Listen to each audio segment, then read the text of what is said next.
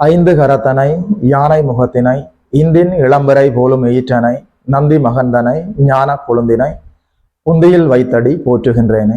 நமக்கு ஜோதிட ஞானத்தையும் கிரியா யோகத்தையும் தந்த குருமார்களுக்கு நன்றி. ஜோதிட சொந்தங்களுக்கு வணக்கம்.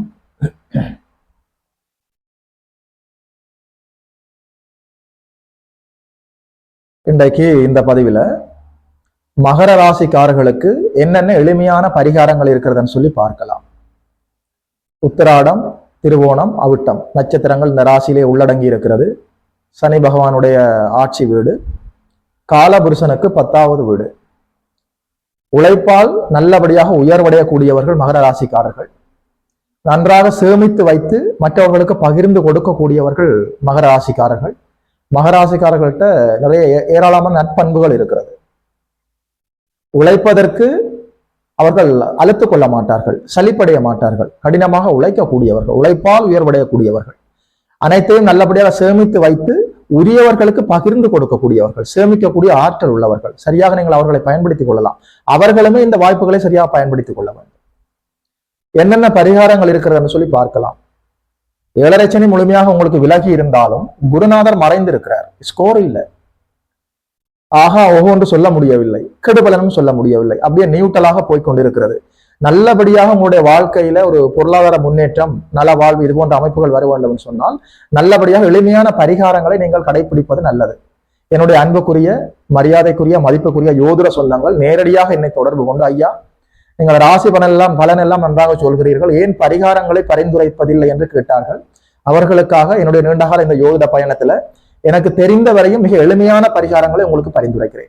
இவற்றை நீங்கள் கடைபிடித்து வாழ்வில் நல்லபடியாக வெற்றிகளை சம்பாதிக்க முடியும். மகர ராசிக்காரர்கள், அதாவது பாதத்தை குறிப்பது, கால் பகுதியை குறிக்கிற இடம் 10ஆம் இடம் என்று சொல்கிற போது, உங்களுடைய தெய்வ வழிபாடு என்று சொல்கிற போது மகர ராசிக்காரர்கள் பெருமாளை வழிபட வேண்டும், மகாவிஷ்ணுவை வழிபட வேண்டும், குறிப்பாக அவருடைய திருப்பாதத்தை வழிபட வேண்டும்.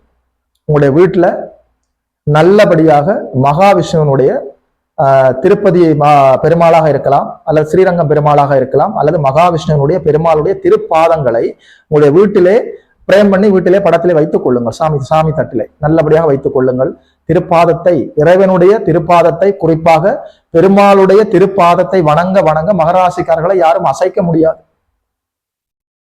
ஆண்டவனுடைய திருப்பாதங்களை நீங்கள் வணங்குகிற போது, குறிப்பாக மகாவிஷ்ணுவனுடைய பெருமாளுடைய திருப்பாதத்தை வணங்குகிற போது மகர ராசிக்காரர்களுக்கு இயல்பாகவே எல்லா நன்மைகளும் கிடைப்பதற்கான வாய்ப்புகள் இருக்கிறது.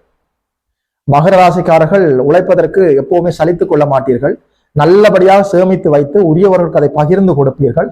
வாழ்க்கையை படிப்படியாக உங்களுடைய உழைப்பாலேயே உயர்ந்து வரக்கூடியவர், வாழ்க்கையை அனுபவித்து வாழக்கூடியவர்கள், வாழ வேண்டும் என்ற ஏக்கம் உள்ளவர்கள், தேடல் உள்ளவர்கள் மகர ராசிக்காரர்கள் உங்கள் வாழ்வில் கிடைத்திருந்தால் உண்மையிலே நீங்கள் கொடுத்து வைத்தவர்கள். மகர ராசிக்காரர்கள் நிறைய நற்பண்புகள் இருக்கிறது. அந்த பண்புகளை நீங்கள் மேலும் வளர்த்து கொள்ள வேண்டும். ஆண்டவனுடைய திருப்பாதத்தை வணங்குவது மகர ராசிக்காரர்களுக்கு எல்லா நன்மைகளையும் இயல்பாக கொண்டு வந்து தரும். குறிப்பாக பெருமாள், ஸ்ரீரங்க பெருமாள், திருப்பதி பெருமாள், உங்கள் வீட்டுக்கு அருகிலே இருக்கக்கூடிய பெருமாள் ஆலயத்துக்கு சென்று அங்கே இருக்கிற திருப்பாதத்தை வணங்க வேண்டும். எல்லா நன்மைகளும் இயல்பாக உங்களுக்கு கிடைக்கும். ஆலயம் செல்ல முடியாதவர்கள் திருப்பாதத்தை உங்கள் வீட்டிலே வைத்து வணங்கலாம். பெருமாளுடைய திருப்பாதத்தை வீட்டிலே வைத்து வணங்குகிற போது எல்லா நன்மைகளும் மகராசிக்காரர்கள் கிடைப்பதற்கான எல்லா வாய்ப்புகளும் தெளிவாக துல்லியமாக இருக்கிறது. குறைந்தபட்சம் 3 மாதத்துக்கு ஒரு தடவையாவது உங்களுடைய குல தெய்வத்தை நேரிலே சென்று வணங்கியே ஆக வேண்டும். இது மாறாத விதி. சரியாக புரிந்து கொள்ளுங்கள். குல தெய்வத்தை நீங்கள் நேரிலே சென்று வணங்குகிற போது இயல்பாகவே கடவுளின் கருணை உங்கள் வீடு தேடி வரும். பெயர், புகழ், அந்தஸ்து, கௌரவம், மரியாதை இயல்பாக உங்களுக்கு உயர்வடையும். குடும்பத்துல நல்ல வருமானம் இருக்கும், குடும்பத்துல நல்ல ஒற்றுமை இருக்கும், உங்கள் பேச்சுக்கு நல்ல அங்கீகாரம் கிடைக்கும். நீங்கள் எடுக்கிற எல்லா நல்ல முயற்சிகளும் வெற்றி தரும். கல்வியில முன்னேற்றமாக போகலாம். உங்களுடைய ஆரோக்கியம் மேம்படும், உங்களுடைய அம்மாவினுடைய ஆரோக்கியம் மேம்படும், நல்ல அதிர்ஷ்ட வாய்ப்புகள் தேடி வரும். குழந்தை செல்வங்கள் கிடைப்பதற்கான வாய்ப்புகள் இருக்கிறது. ஆண் வாரிசு கிடைக்கும். சரியாக நீங்கள் புரிந்து கொள்ளுங்கள். குலதெய்வ வழிபாடு என்பது சாதாரண விடயம் இல்லை. இதை நீங்கள் சரியாக புரிந்து கொள்ள வேண்டும். 3 மாதங்களுக்கு ஒரு தடவையாவது தொடர்ந்து நீங்கள் குல தெய்வத்தை சென்று நேரிலே வணங்கி வருகிற போது உங்களுக்கு எல்லா அதிர்ஷ்ட வாய்ப்புகளும் தேடி வரும். கடன், நோய், எதிரி போன்ற தீய அமைப்புகள் அப்படியே விலகி விடுவதற்கான வாய்ப்புகள் இருக்கிறது. கணவன் மனைவி ஒற்றுமை அதிகரிப்பதற்கான எல்லா வாய்ப்புகளும் இருக்கிறது. தொழில், வேலை, வியாபாரம், உத்தியோக அமைப்புகள்ல நன்றபடியாக நீங்கள் உயர்வடைந்து நல்ல வருமானத்தை ஈட்ட முடியும். அது மட்டுமில்லை, லாபங்களும் வெற்றிகளும் ஆதாயங்களும் உங்கள் வாழ்வில் கிடைப்பதற்கு குலதெய்வத்தை நீங்கள் கெட்டியாக பிடித்துக் கொள்ள வேண்டும். நீங்கள் சரியா புரிந்து கொள்ளுங்கள். குறைந்தபட்சம் 3 மாதத்துக்கு ஒரு தடவையாவது குலதெய்வத்தை சென்று நேரிலே பார்த்து வணங்குவது கைமேல் எல்லா நல்ல பலன்களையும் கொண்டு வந்து தரும். இந்த மனித வாழ்க்கை என்பது இந்த மனித உடல் என்பது இந்த வாழ்க்கை என்பது பிரபஞ்ச அமைப்பு என்பது பஞ்சபூதங்களின் அடிப்படையில் கட்டமைக்கப்பட்டிருக்கிறது. நிலம், நீர், தீ, காற்று, ஆகாயம். இந்த 5 பஞ்சபூதங்களையும் உங்களுக்குள்ள சுத்தமாக வைத்திருந்தால் இறை அருள் என்பது உங்கள் வாழ்வில் இயல்பாக செயல்பட்டு கொண்டிருக்கும். இதை பூத சுத்தி என்று சொல்வார்கள். தனித்தனியாக இந்த 5 பஞ்சபூதங்களை நீங்கள் சுத்திகரிப்பதற்கு உங்களுக்கு வாழ்நாள் பத்தாது. வாழ்நாள் ப்ராசஸ், லைஃப் லாங் ப்ராசஸாக இது இருக்கிறதால தனித்தனியாக சுத்தம் செய்வது என்பது இந்த ஒரு கடினமான சூழல். ஆன்மீகத்துக்கு நீங்கள் உங்களை முழுமையாக அர்ப்பணித்து விட்டால் அது வேறு விடயம். இல்லற வாழ்வில் இருந்து கொண்டு பூத சுத்தி செய்வது என்பது ஒரு சவாலான விடயமாக இருக்கும். இந்த 5 பஞ்சபூதங்கள்லையுமே ஆகாயத்தை உங்களுடைய கண்ட்ரோல்ல கொண்டு வந்து விட்டால், படிப்படியாக உங்கள் கட்டுப்பாட்டுக்குள் கொண்டு வந்து விட்டால், மற்ற 4 பஞ்சபூதங்களும் இயல்பாக உங்கள் கட்டுப்பாட்டுக்குள் வந்துவிடும். உங்களுடைய உடலும் உங்களுடைய மனமும் சுத்தமாக இருக்கிற போது வானத்தை பார்த்து ஆகாயத்தை பார்த்து உங்களை முழுமையாக அர்ப்பணித்து நீங்கள் வணங்க வேண்டும்.